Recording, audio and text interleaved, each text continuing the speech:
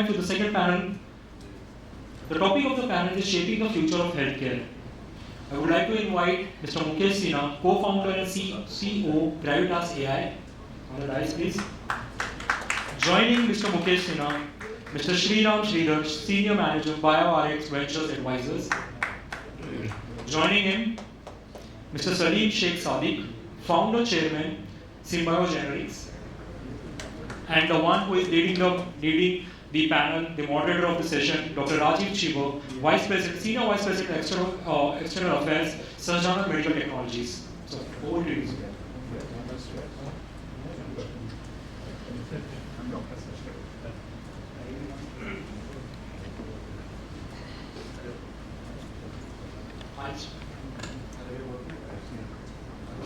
It's working. Very good afternoon, everyone.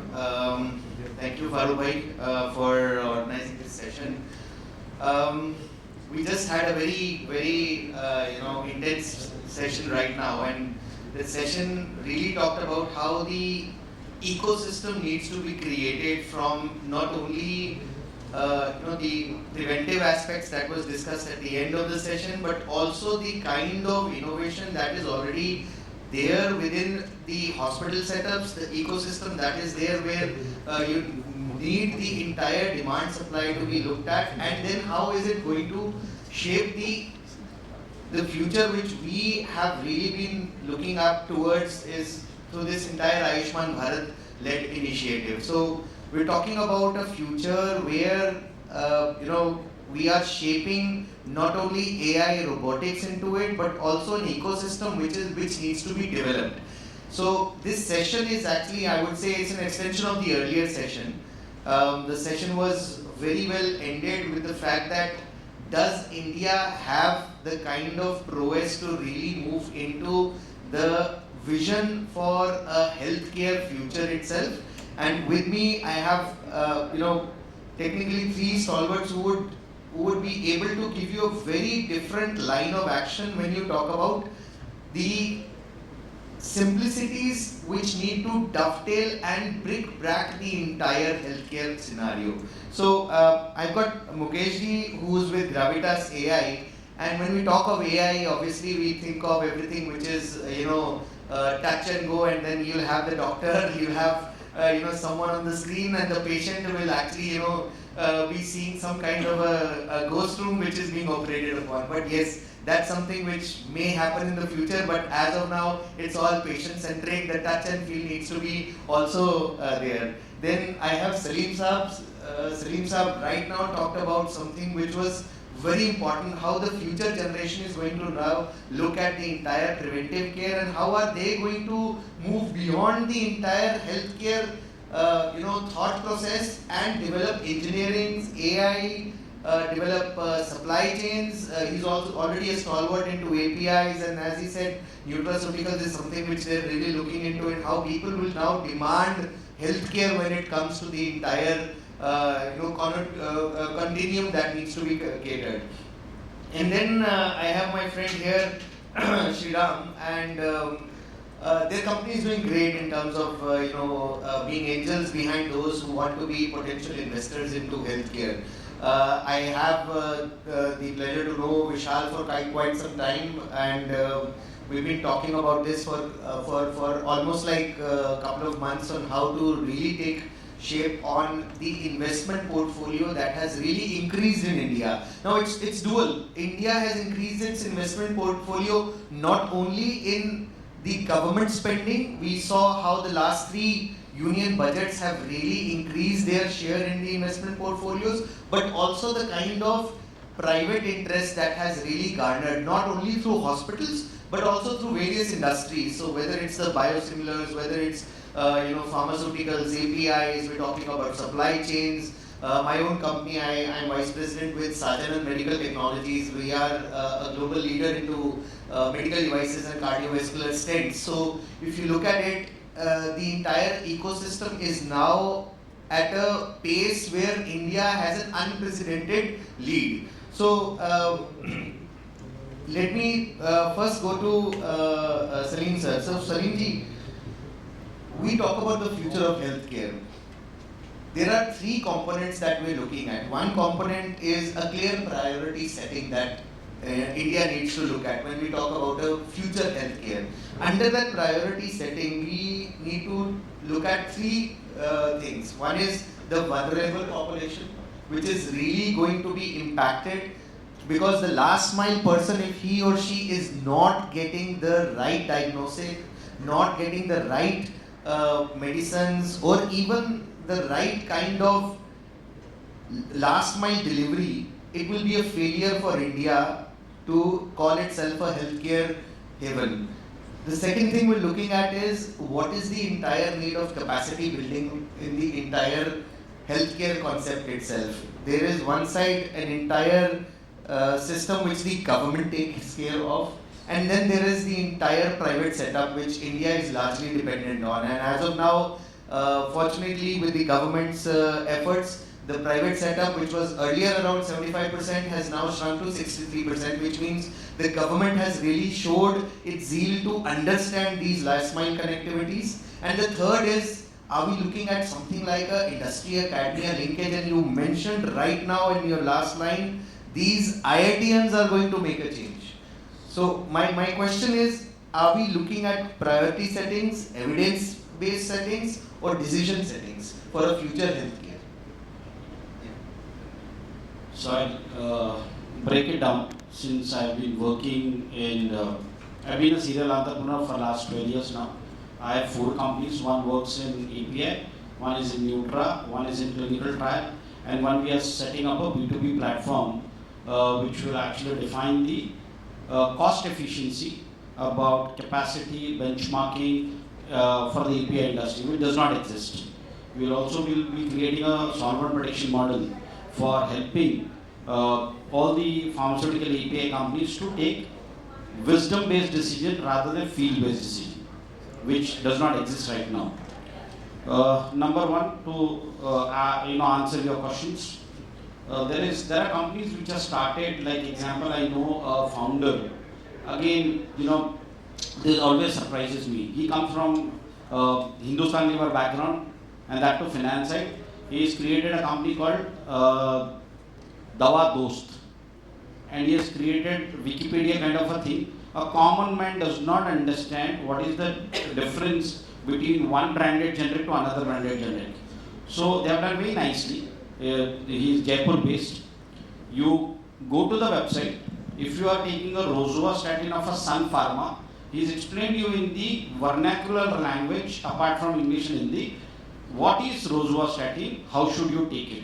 And then he said a rosuvastatin for Sun Pharma is 260 rupees. Same rosuvastatin 10 milligram is available by Ajanta Pharma at 67 rupees. But the problem is the typical mindset of our customer. अगर मेरे को हरे colour का पत्ता मेरा heart अच्छा रख रहा है मतलब हरे कलर का पत्ता ही चाहिए. So this mindset will change. Automatically the cost efficiency will come in because the patient will be educated. This is on the end patient side. Second side, since we work in API, the PLI scheme, I honestly feel, just to give you some numbers because I love data, we are right now at $41 million.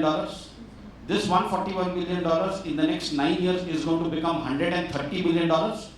India is going to be in the best and the sweetest of the spot in the pharmaceutical industry. The API industry is going to grow at a CAGR of around 12.48%. Our capacities really need to be upgraded, and we will require a lot of push from the government. A very small example, India has been dependent on a drug called ursodeoxycholic acid UDCA, which recently got into anti-dumping. Our entire dependency was on Korea and China. This anti-dumping duty will actually change the whole landscape, and we can save millions of dollars in forex, which was going to Korea or China for importing this material. And now, a lot of companies in India will be able to do this, number one. Number two, because of the implementation of the PLI scheme, our dependency on China in the last 1 year has gone down by 4%. I'll give a very small example of a product called gabapentin. The starting raw material of gabapentin is being imported currently from China. Indian manufacturer as of now don't make it. Largest producer of this API in the world is Divi's, which contributes to around 26% of world's demand. But still, the starting raw material comes from China. There has been a company which thought about it in India. If government of India brings in some revenue advantage to the company which is doing this product from the starting raw material, we actually can save easily around close to $700 to $900 million of an import for starting raw material of gabapentin alone. So this is the bits and pieces. We need a strong handholding. Since I know somebody at a very senior level, the entire team of Mansoor Mandviya, who is our Honorable Health Minister now, along with the team with Niti Aayog, some of the members, they are trying to put it in place. Of course, politics will always interfere the work. But if this is done efficiently, what China did in 2001, 2002, 2010 for their manufacturers, I think so will be in a sweet spot. No, absolutely. No, this is good. Yeah. I completely agree with you on the PLI part.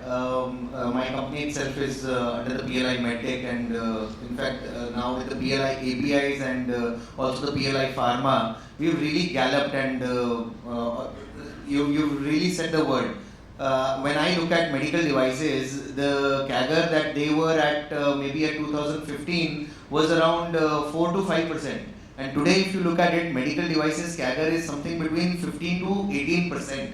That is how the industry has really looked at. And from a medical devices perspective, if you look at it, there are 21 companies in the PLI scheme. And today, the high-end, the Class C and the Class D medical device equipments are something which are now made in India, and very soon, from possibly next year, will be imported from India. Exported to the world from India. So made in India is going to be something which is going to be echoed very well in that sense. Now let me, but I really like the part where when you talked about how India is looking at a dependency from dumping, and anti-dumping is something which we would really need to look at it. Mukesh, if I could come to you on one aspect.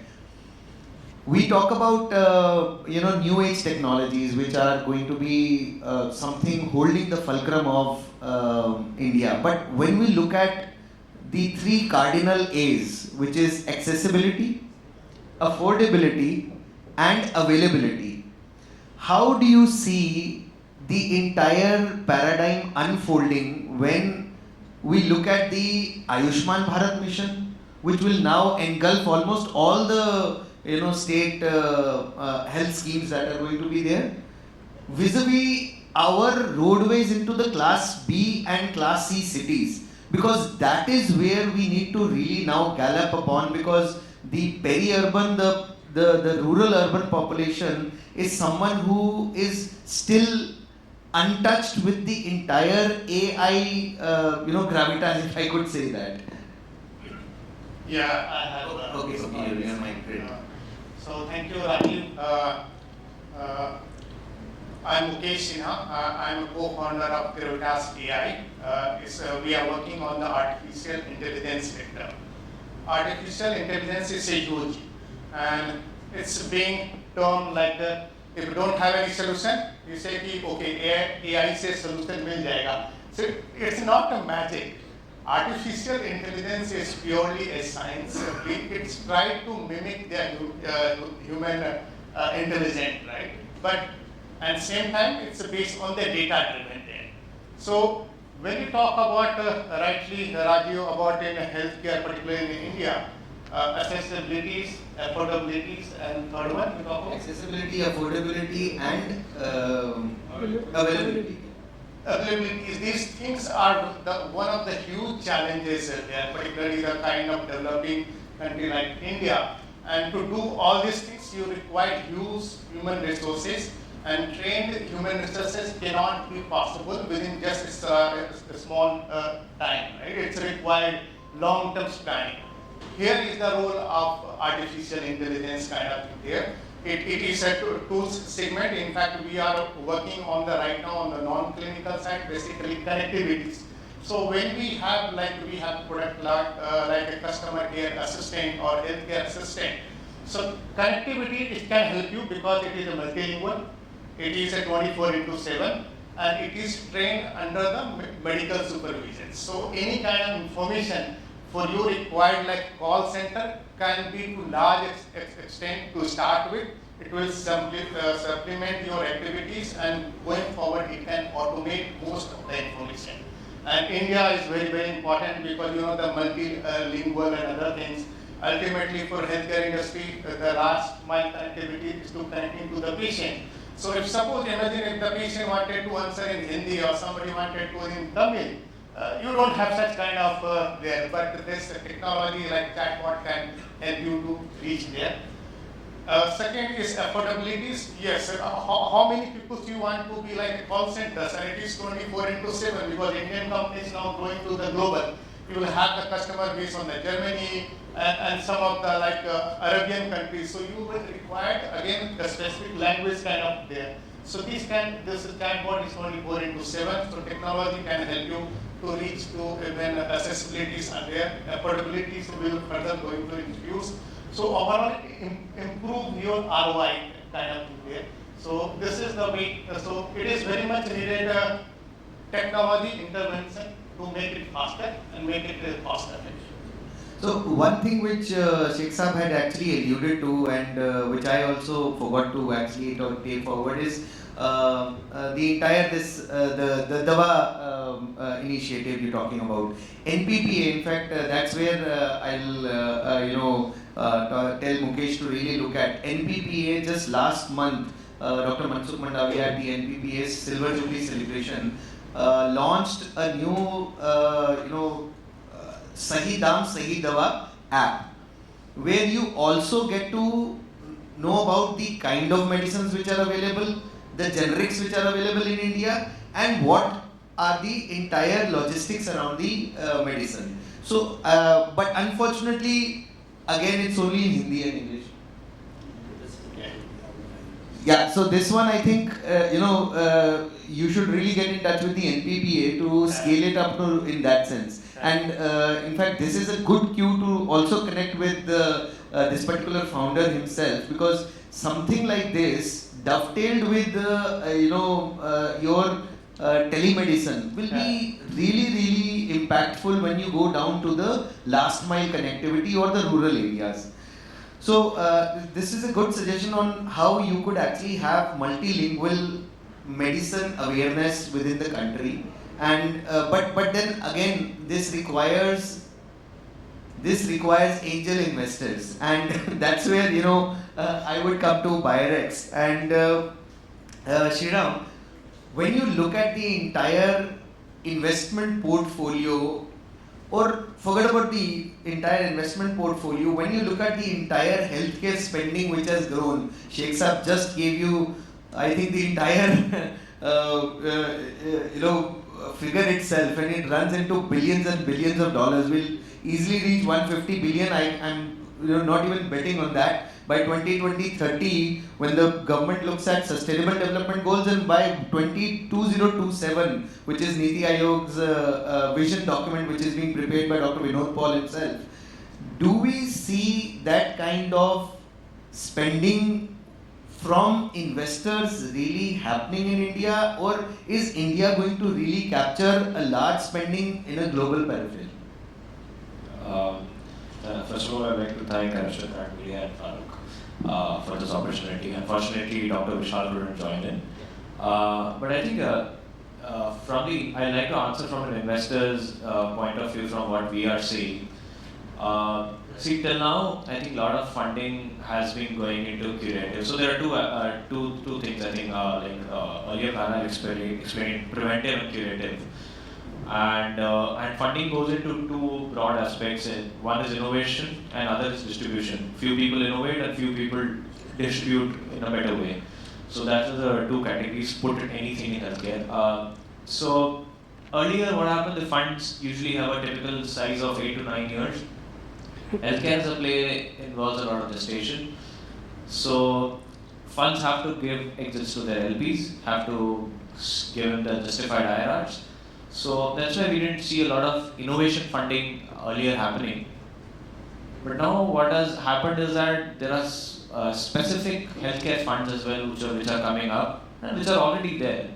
And we are seeing investments in preventive side of things. Like for example, a simple example would be CureFit or a company like Healthify Me. I mean, those are other preventive side of things. So now people are understanding why preventive is because like the earlier panel also explained the problems of the curative side of like the infrastructure in India. I mean, it's not as up to the mark and people are doing their bit, but how can we actually capture the starting point of the value chain, which is preventive, and rather than going to consultation, diagnostics. So I think more and more funding is coming up, let it be in terms of corporate wellness, let it be in terms of early detection through diagnosis, let it be in terms of tracking a lot of biomarkers, a lot of variables coming up. Let's say you name like Goki or let's say Fitbit. All of these things are coming up, and also AI is a very interesting topic in the sense that there are three types of leverage. I believe in. So one was the human leverage, which started the old days where you get more and more humans, laborers, and build something. And second was financial leverage, which people like us play upon, like put in 10 rupees and get the best returns for our investors. And third is the product leverage, which has played really good in this space. And investors now are investing more in product leverage companies. There are digital neo clinics which are coming up, let's say the likes of onco.com or Fable Care. You see they're targeting, let's say, specific specialization, let's say oncology, let's say diabetes.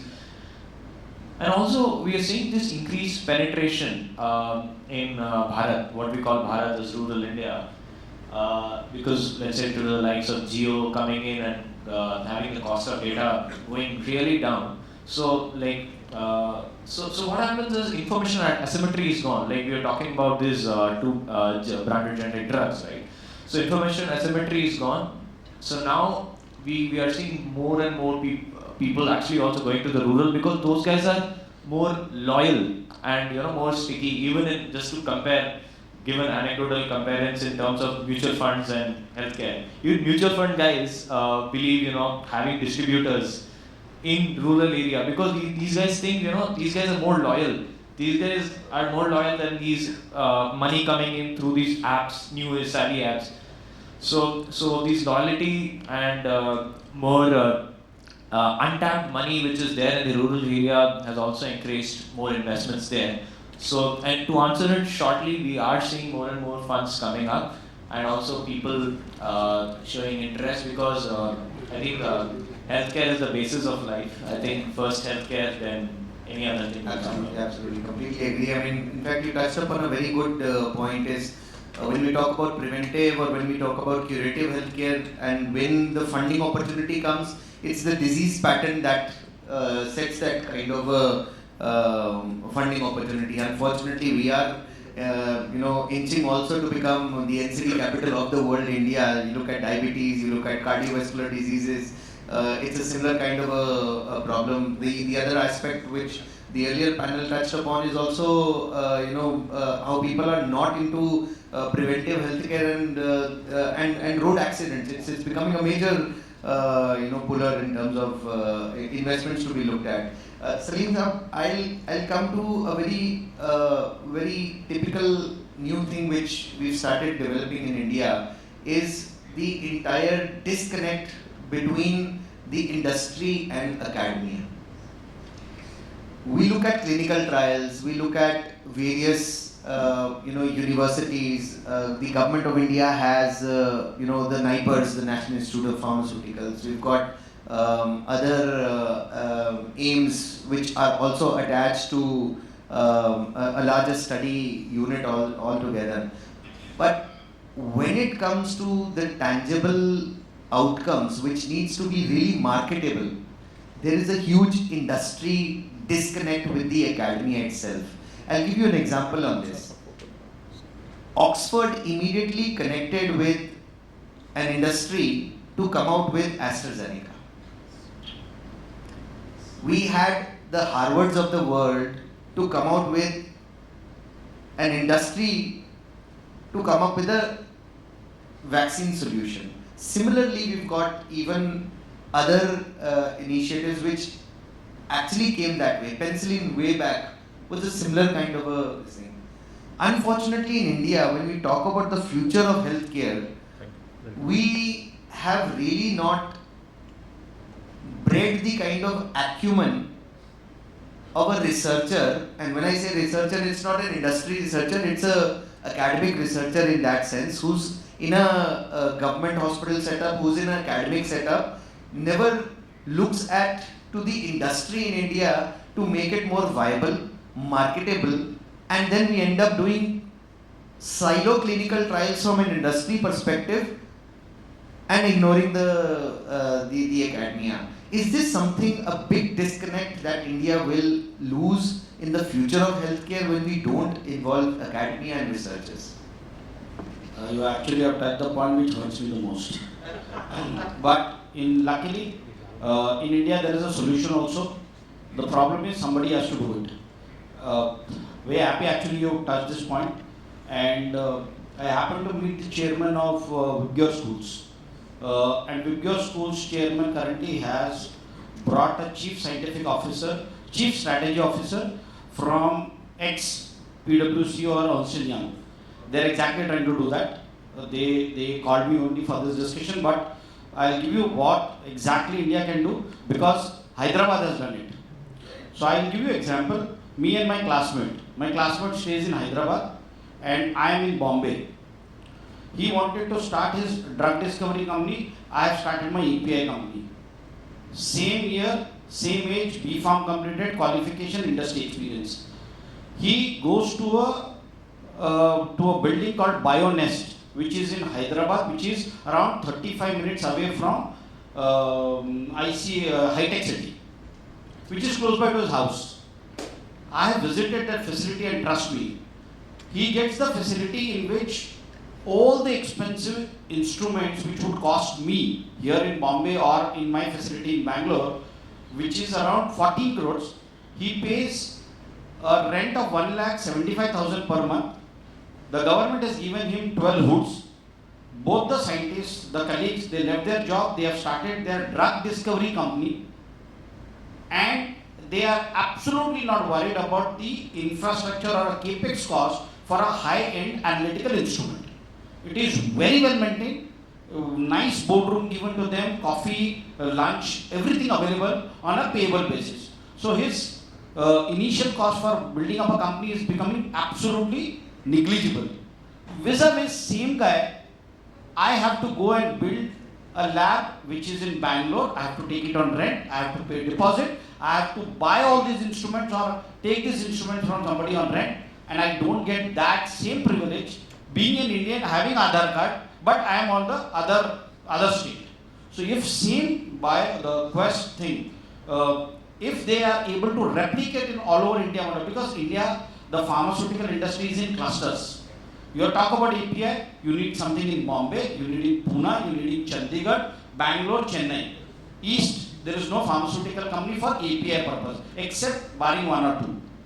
Government can identify the clusters, replicate the model what Hyderabad has taught them, just put those things.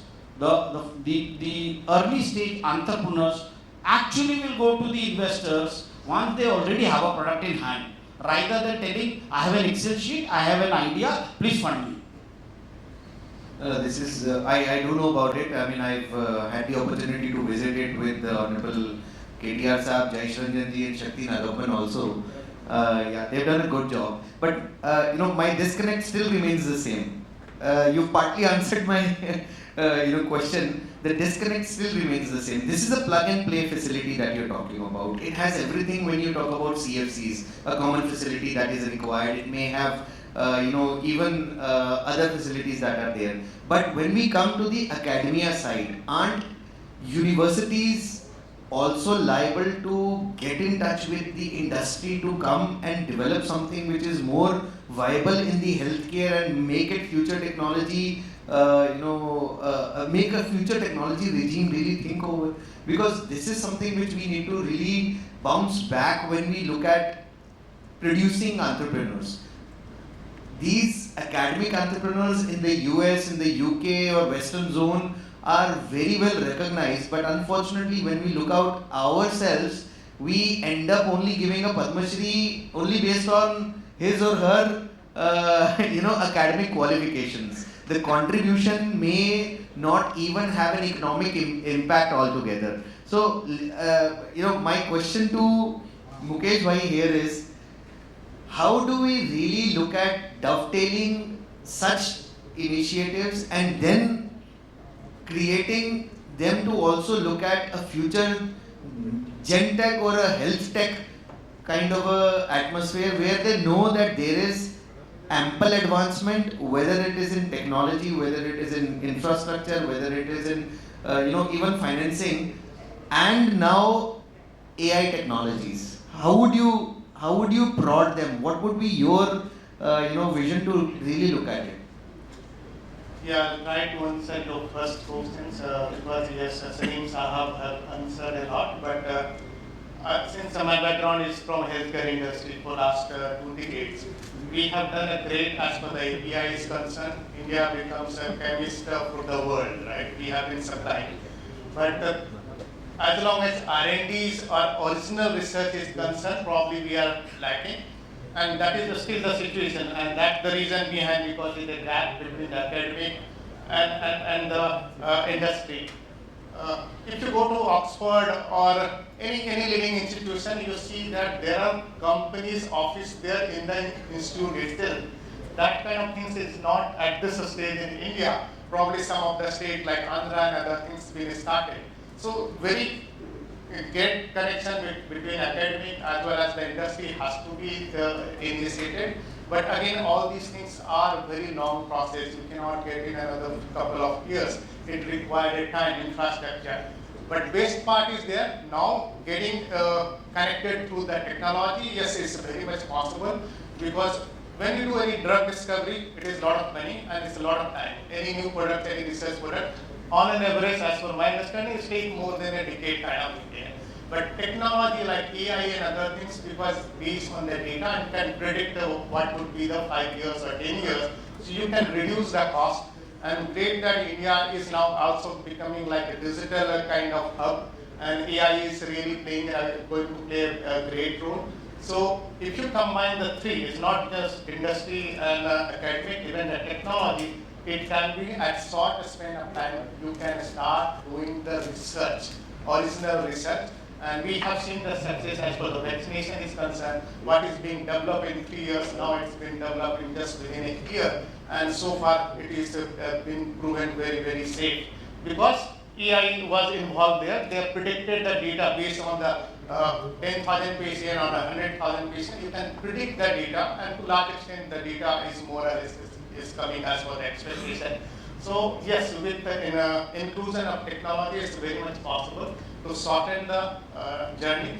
You can shorten the cost, and India has the talent. So there is no doubt. Even those who are doing research, whether in the US and UK, most of them are Indian origin.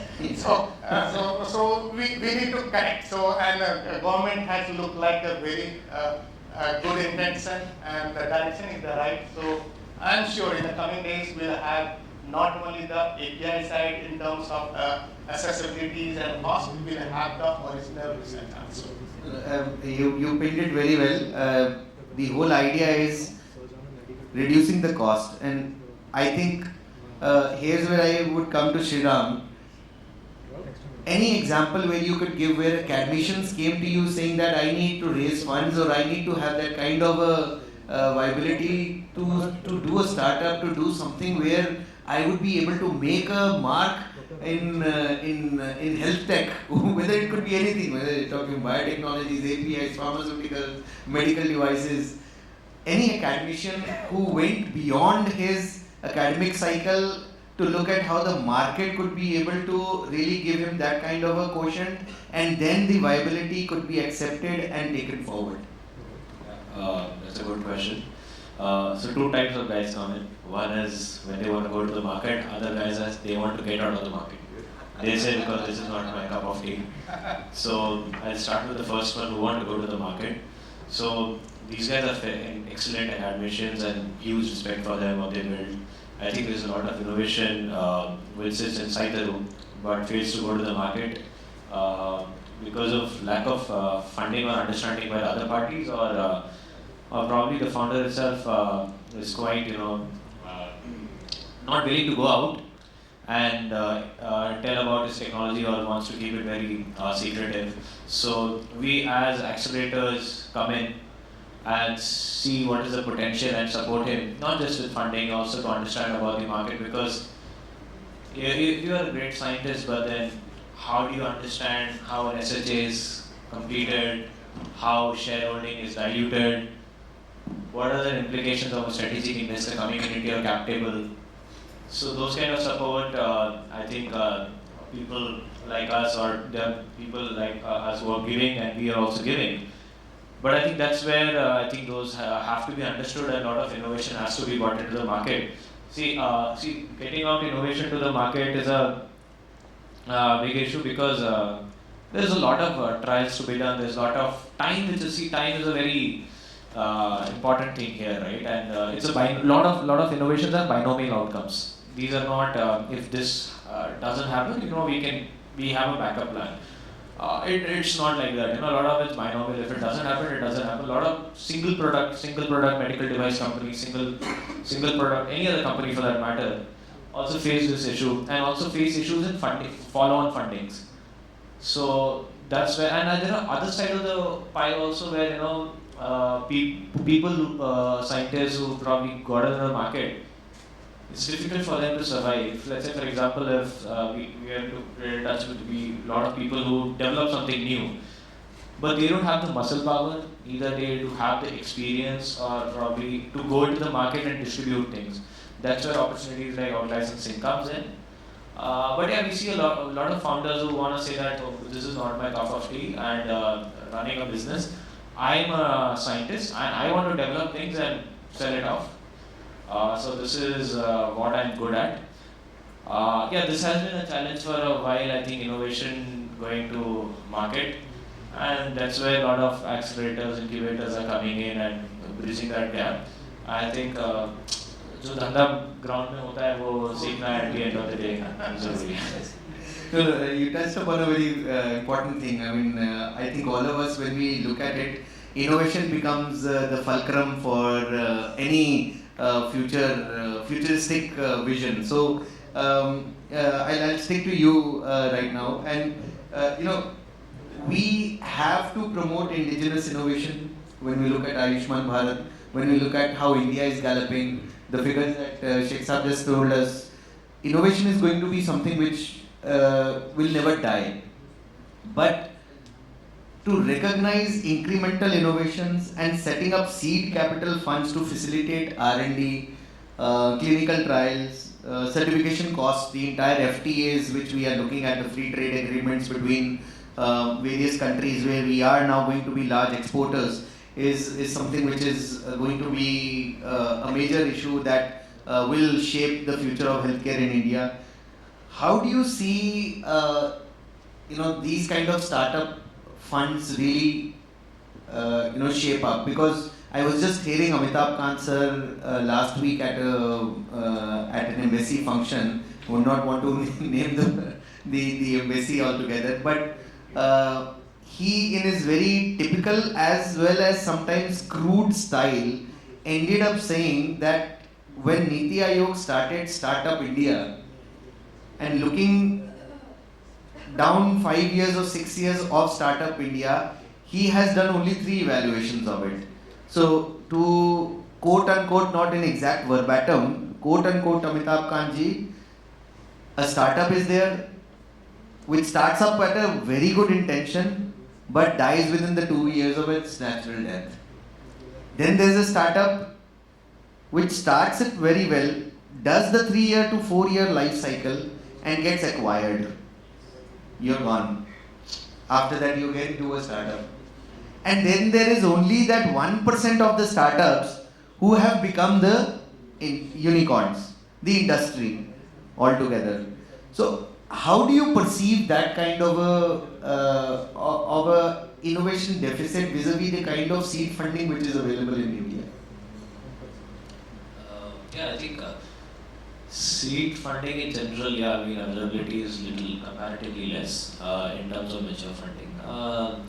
We end up having, the Western world seed funded, and that and ultimately, defeats the entire purpose, because their investments will not be here. What we want is obviously a pro-investment regime. So just drawing a parallel between the, like sir, both sirs mentioned about, in India a lot of innovation is not happening, like a lot of panels and all mentioned the same thing. See, why innovation is not happening, what is the underlying cause? Underlying cause might be funding, underlying cause might be the motivation, the time required. So one of the underlying causes is funding, and funding is not as prevalent for seed funding as compared to later stages of funding, VC or private equity, because people want to see traction. Because see, again, it's a binomial outcome, right? In healthcare, a lot of this is binomial outcome, but that's why the funding is not as much there. But there are fundings happening, especially we are also in touch with a lot of funds who have burned their hands as well, and who have a few of them are done well, but a lot of them have burned their hands. So that getting your hands burned, that increased capacity for people has to increase. And also, if we see on the LPs of these funds, a lot of foreign institutional money is coming in, lot of Indian institutional money, which usually is flowed into later stages. See, this is a age-old problem, a chicken and egg problem, that innovation is there but funding is not there, funding is there but innovation is not there. But yeah, I think for a founder, I think at least if you have a solid idea, solid stuff ready at your end, there are people who are ready to help, like people like us. We also try to help the early stages company through our angel network, our Indian Healthcare Angels. Yeah, I mean, see, at the end of the day, it's about the team in early stages. If you have a solid team, if you have a solid idea, and you have done something about it, not just having an Excel, and because in India, there are a lot of people have opinions, a lot of people have ideas. So I go to a pharmacy shop, people come in and say, gale mein dard ho raha hai, fever ho raha hai, mere ko dawai de do. So there are a lot of people to give advice, but you have to have something solid. So all the founders who have action bias, who go and execute, then they wanted to do something in pharmacy, they will not do, they will go and do biotech. Some completely unparalleled, but those guys have action bias. So I would be interested in personally to look at those founders, and that's where capital flows in. No, I completely agree with you. Salim sir, your thoughts on this particular thought? I mean, how do you see this entire innovation, seed funding really unfurl the future of healthcare? You yourself have expanded. I mean, right from APIs to now nutraceuticals to also looking into, I think you're going into clinical trials in a global way and all that. How do you look at that kind of a dovetail? I just recently raised around $40 million, and me and Dr. Vishal, we have learned in the same classes how to make the investors look like at your company. I know Dr. Vishal personally. So like, let's say there is a classes called Sanjay Mehta runs, the 100 VC. So what they do is exactly, they only look at people who have just come with an Excel sheet and idea, and they will invest around 25 lakhs, and they will groom them till the time they become capable of getting a funding about 2 crores. Then there is Fireside Ventures and other people who are doing extremely good job in terms of understanding if the investor, if the promoter really has that fire and that idea and execution capabilities, what a typical VC will look like. So I think there's a problem. Like person like me, I am a marketing and a sales guy. I don't understand finance, but I've gone and learned that. Okay, I took the classes of Wharton Business School, I've taken the classes of Sanjay Mehta. I keep on reading a lot because that is not my subject. I need to understand when I actually go and present my idea to a potential investor. So what we need to do is we need to bring in that education to all those founders, and there can be a program run by the government where this kind of skills can be given for the founders, where if somebody is lacking on the understanding of the finance side, understanding of technology side, understanding about how to scale the businesses. So this is possible, it can be really done. There's a company called, all the VCs go and ask very high amount of equity if somebody is coming at the start level. I apologize, my words are wrong. So I met a company called GetVantage. The typical funding mechanism they got. They go to, they call the promoters. They said, don't dilute your funding, don't dilute your equity. आपको कितना पैसा चाहिए? 1 करोड़ रुपए चाहिए? ठीक है, मैं 1 साल के लिए 1 करोड़ रुपए देता हूँ. And they have a AI built in which they check your last 6 months GST, last 6 months business, and they actually tell the promoter for next 6 months, I will give you 1 crore. In the 6 months, every time your order comes, 80% will go to you, 20% will come to you.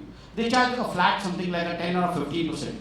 And you know, it gives an advantage to the promoter not to dilute the equity till the time come to a reasonable level. So learn, use such mechanism, then go to them, then there are accelerator programs, and then there are some, you know, high-end VCs who have, and right now after the episode of whatever 3, I will avoid names, 3 big episodes which have happened in India, I think so that's a lot of money lying on the table. It's only you, and if you have a solid team, I didn't come from investment background, but when we presented to a very dedicated pharma healthcare fund, just looking at our team, they actually concluded around 100 crores. So we were able to do it successfully. It just happened in the month of March. So I have personal experience that if you have a product, a dedicated team, and if you have shown that your books have been clean, if the 2-3 things are there, people are ready to invest money in you. There's enough money available in our country. Yeah. So I guess we're almost up to the session. We'll open it up to the audience here. So if we have questions, we could, yeah.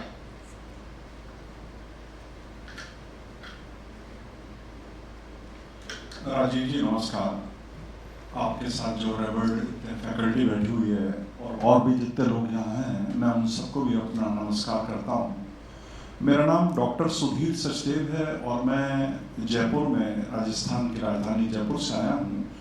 और हमारी medical university है, Mahatma Gandhi university of medical sciences and technology, और मैं उस विश्वविद्यालय का vice chancellor. 64 साल मेरी उम्र है. मैं प्रोफेसर हूँ एनेस्थीसियोलॉजी का. मैंने फिजिशियंस को भी देखा, सर्जन्स को भी देखा. 1500 बेडेड यूनिवर्सिटी है, 400 हमारे पास ICU बेड्स हैं. हम स्टेट में ऑर्गन ट्रांसप्लांटेशन के लीडर हैं. हम ऑन्कोलॉजी के अंदर कॉम्प्रिहेंसिव केयर अवेलेबल कराते हैं. 250 एडमिशंस पर एनम हम MBBS ग्रेजुएट एडमिट करते हैं. 170 हमारे पास MD-MS की सीट्स हैं, 70 हमारे पास DM-MCH की सीट्स हैं. लेकिन जितनी बात मैंने अभी यहाँ सुनी, मेरे विश्वविद्यालय में 3-4-5 लोग हैं जो क्लिनिकल रिसर्च से जुड़े हुए हैं, या फार्मा पीपल आकर के वहाँ बातचीत उनसे करते होंगे, इंडिविजुअल लेवल पे करते होंगे. मैं पिछले 9 साल प्रो वाइस चांसलर रहा विश्वविद्यालय का. मैं फाउंडर मेंबर्स में से हूँ और 2 साल से मैं विश्वविद्यालय का वाइस चांसलर हूँ. इस 11 साल की अवधि में मैंने नहीं देखा कि किसी ने आके संपर्क किया हो. हमारे यहाँ 538 क्लिनिशियंस हैं, डॉक्टर्स, फैकल्टी मेंबर्स. NMC से हम डे 1 से रिकॉग्नाइज हैं. सारे जितने कोर्सेज मैंने बताए सभी हमारे रिकॉग्नाइज्ड कोर्सेज हैं. पर मैंने कभी नहीं देखा कि किसी फार्मा इंडस्ट्री ने आके संपर्क किया हो. 538 डॉक्टर्स हैं, उनमें से बहुत सारे ऐसे हैं. न्यूरोसर्जरी में हम भारत के लीडर हैं, हमारे पास ऐसी फैकल्टी अवेलेबल है. ऐसे और भी बहुत सारे, मैंने आपको कहा कि DM-MCH हमारे पास करीब 70 सब्जेक्ट्स में है, डिसिप्लिन्स में है. पर मैंने नहीं देखा कि किसी ने आके संपर्क किया हो कि आपके साथ मिलकर के हम कुछ फार्मा रिवोल्यूशन करना चाहते हैं, या हम कुछ AI रिवोल्यूशन करना चाहते हैं, या हम कुछ नया काम करना चाहते हैं.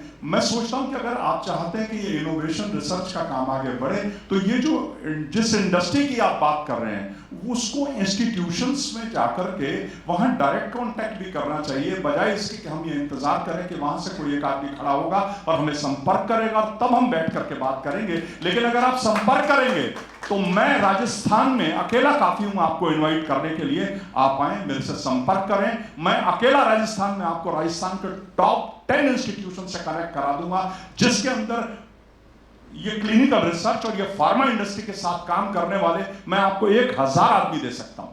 लेकिन मैं चाहता हूं कि ये क्रांति पूरे भारत में बढ़े। मैं ऐसे किसी प्रोग्राम में आज पहली मर्तबा आया और मुझे आज ये सुनने का मौका मिला।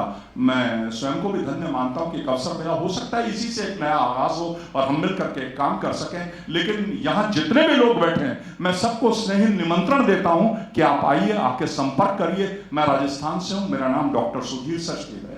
मैं अपना कार्ड दूंगा आप सबको, अपना एड्रेस दूंगा, अपना फोन नंबर दूंगा। आप संपर्क करें और अपन मिलकर के काम करेंगे और फिर देखेंगे कि साल 2 साल में क्या हम हिंदुस्तान की कोई शक्ल बदल सके। Thank you very much. Professor Sachdev ji, जो आपने अभी बात कही, एग्जैक्टली वही बात मैं sitting from the industry point of view से बताता हूँ। मुझे आज इंडस्ट्री में लगभग 20 साल होने वाले हैं, 2 दशक होने वाले हैं मुझे इंडस्ट्री में। It is only in the last 5 to 7 और maximum अगर मैं कहूँ 10 years भी हुआ होगा when the IITs and IIMs and the Pilanis of the world have started connecting with the industry।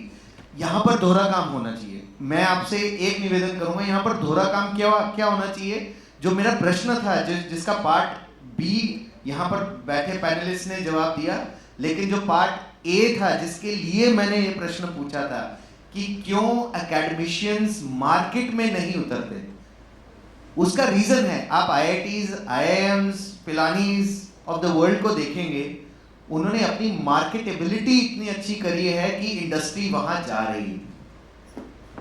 संशय नहीं है उसमें कि हमारे पास एम्स भी बहुत बढ़िया है, हमारे पास your own university. I mean right now जो आपने अपने the amount of doctors which you've said in oncology and in other areas that you've been really able to excel, did you ever think that this could be something palatable to not only the industry but also to the government bodies which are providing good amount of funding like BIORx of the world?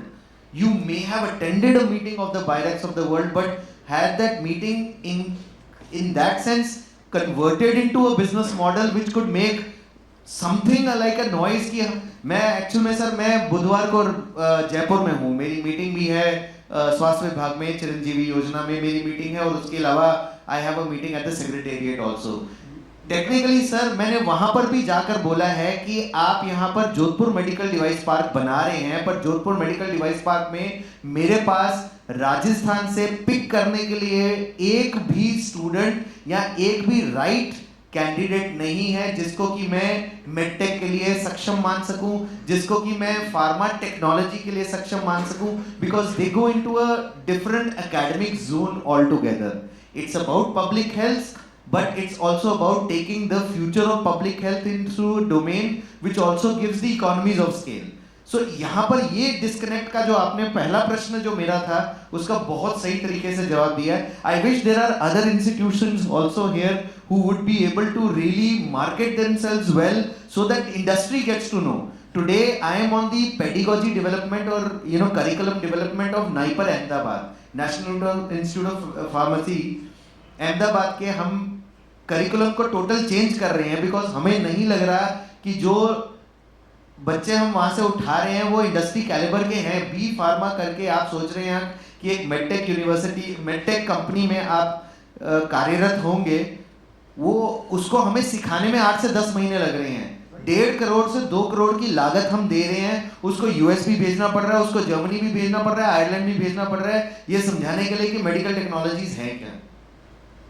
So I think somewhere the ivory tower also needs to shed from the academic side and from the industry side. मैं भी कहूँगा we have started scouting out. Maybe we can only scout out when we know that what is visible. Sir, आपका. To add to your point, sir, there is something concept of decentralized clinical trial is followed and it started. So I would actually advise whatever you have said just now, just hire a social media marketing agency who actually understand the clinical trial background. आपके social page पे जाके अगर आप जितने भी features अभी आपने बताए, कितने बेड्स है, कितने डॉक्टर्स है, डिसेंट्रलाइज क्लिनिकल ट्रायल्स के लिए आप अपना सेंटर ओपन करो. आई एश्योर यू अगले 6 महीने में you will be busy then ever, because these people are looking for, but they don't know who is open for this mindset. And decentralized clinical trial will change the whole landscape in which the way clinical trials are done. और उसमें आपने जो बोला है वही concept use होने वाला है. Beds will go away. They will like to utilize only जो patients को जरूरत है वो आपके hospital की सर्विस लेंगे, आपके डॉक्टर्स की सर्विस लेंगे, and everything will be integrated. There is a company in US called Science 37. 400 employ की कंपनी है. 2016 में चालू 14 में चालू हुई थी. 2019 में they got listed in US at $1.05 billion because they have changed the entire mechanism the way clinical trial done. तो अगर आप ये कर लेते हो, I am myself मतलब in the supply of clinical trial side, I will be happy if you allow this. I will be the first one to reach to Jaipur. Sir आपने जो ये बात कही ना डिसेंट्रलाइज ट्रायल्स की और बाकी सब चीज़ की, मैं इसको भी समझ गया. मैं बाकी मैसेज भी यहाँ से लेके जा रहा हूँ, लेकिन ये मैसेज मैं लेके जा रहा हूँ, लेकिन आप चाहते हैं कि सैकड़ों हजार तक ये मैसेज पहुंचे, तो उसके लिए प्रयास करना पड़ेगा. मेरा आग्रह सिर्फ इतना सा है, व्यक्तिगत आपने मुझे समझा दिया, मैं भी 10 को बोल दूंगा, लेकिन अगर आप सैकड़ों हजार तक पहुंचना चाहते हैं तो आपको एक नया रास्ता, एक नया पुल, एक नया ब्रिज बनाना पड़ेगा जिससे वहां तक आप पहुंच सके. ये आवाज वहां की और मेडिकल फिजिशियंस में कम से कम मेरे राज्य में नहीं है. Completely. So we're completely out of time. One last question. Yeah. Thank you, sir, for this interactive discussion, and thank you, Dr. Sir, for his experience. From last 12 years, I'm struggling what the problem you are mentioning over here. Why the industry and the academic is not integrated.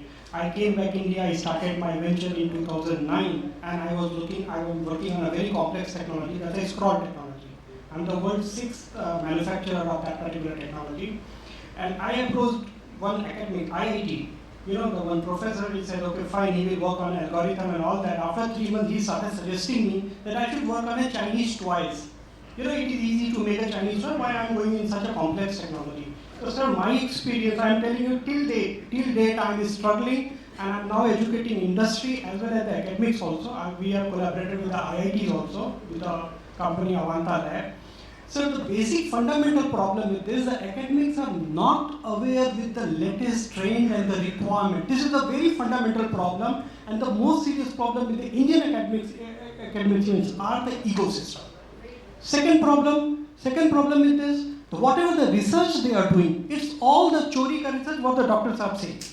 चोरी का research है, तो चोरी की chemistry, चोरी की engineering, चोरी का मेडिकल में, everything is going on that way. I know lot many, the PhDs, the professors and all that, they are more interested to, publishing their paper instead of filing a patent. Why? Because when they publish a paper, they are seat secure for getting a professorship or the promotion. That is a very fundamental difference over here. Second problem, sir, what Mr. Amitabh Kant sir did. They all are confusing the entire, the environment.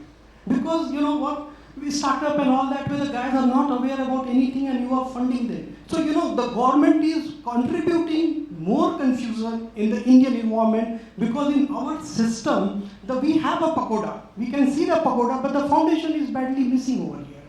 So I think there are certain issues which don't have an end to a debate, and this debate cannot have an end to it. But I'd like to thank all 3 of my panelists here. We look forward to a future healthcare, and for a future healthcare integration of each and every aspect which impacts the society, which impacts public health is important. So with this, I think we should be able to now delve on another panel, and thank you very much everyone.